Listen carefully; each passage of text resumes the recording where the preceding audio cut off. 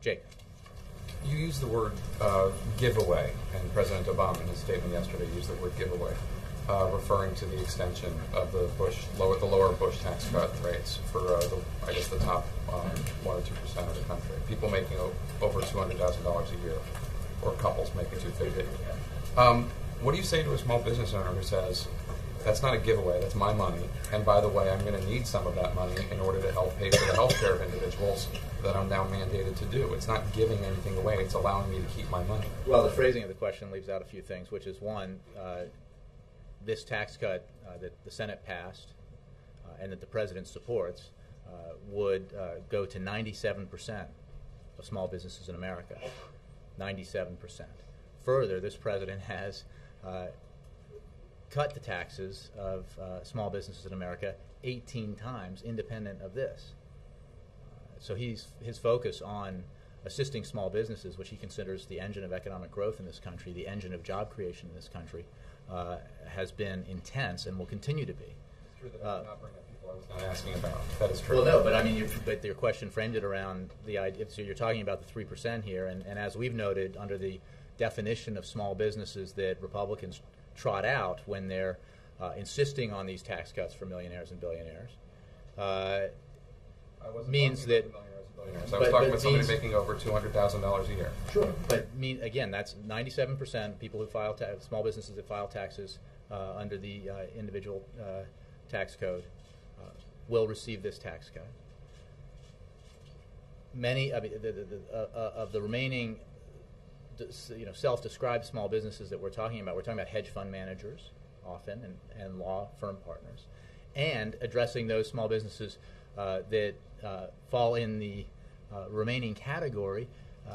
This tax cut goes to everybody. This is an often misunderstood fact in reporting, and I think just in general, that extending this tax cut to 98% of Americans, those who make up to $250,000, means that everyone gets it, even those who make millions and billions, up to the first $250,000 of income. So that for a family, that includes everyone, okay, and including small businesses that file in this manner.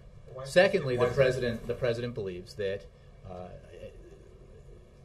small businesses are so important that he has dedicated a lot of energy and focus on providing tax credits and tax incentives and tax cuts to small businesses throughout his 3.5 years in office.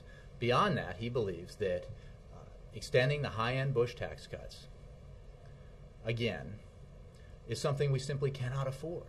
We're talking about $1 trillion over a decade. We've seen what happened when these tax cuts, which you may recall, you and I were covering it, were sold initially as a payback from the budget surpluses that were achieved under the Clinton administration.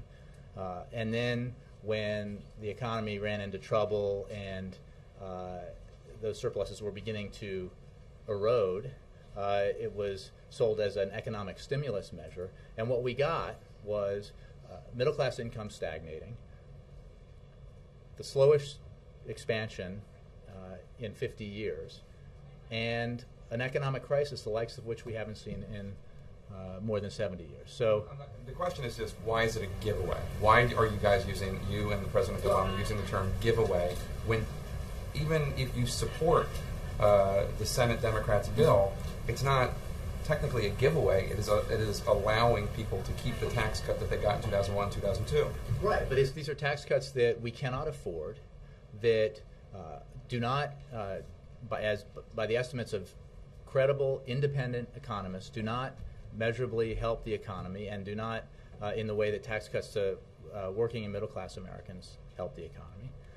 And we have to make choices, and it is a tax cut for the wealthiest Americans that we simply can't afford. And those who say that, oh, well, that it's terrible for the economy. Remember, again, you and I were there and covered it. There were proclamations of gloom and doom, of economic crisis and stagnation and recession that were promised by Republicans when President Clinton instituted the tax rates that existed throughout the 90s. And instead of everything that Republicans predicted, we got the longest peacetime economic expansion in our history. We got 24 million jobs created. So, and plenty, as the President says, plenty of millionaires and billionaires created as well. So it's a matter. President Clinton's record, but that's- It's a matter of choices. I mean, that's what I think the president makes clear. We can't afford this tax cut for the wealthiest Americans. It is a giveaway that we cannot afford. Middle-class Americans need that tax cut. Our economy needs it for 98% of the country. I'd love to change the subject.